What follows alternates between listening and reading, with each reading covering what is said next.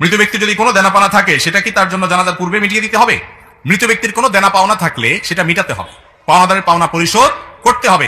জানাজার আগেই করতে হবে এমন বাধ্যবাধকতা নাই। অনেক সময় দেখা যায় পাওনাদার দূরে আছে বা এই মুহূর্তে মিটমাট করা সম্ভব নয়, তাহলে আপনি লাশ দাফন করার পরে করলেন হবে, কিন্তু আপনি যদি আগে করতে পারেন সেই সুযোগ থাকে অবশ্যই আগে করবেন, আর পরে করলেও আদায় হবে, কিন্তু এটা করতে হবে। অনেক সময় দেখা যায় একটা মানুষ মারা গেছেন, তার দেনা আছে, দোকানে বাকি আছে, এগুলো দেওয়ার খবর নাই, 40 খাওয়া নিয়ে টানাটানি, ঠিক না? ঠিক, যেটা ফরজ সেটার খবর নেই, যেটা শরীয়ত করতে বলেছে সেটা করে না, যেটা করতে বলে নাই সেটা নিয়ে টানাটানি।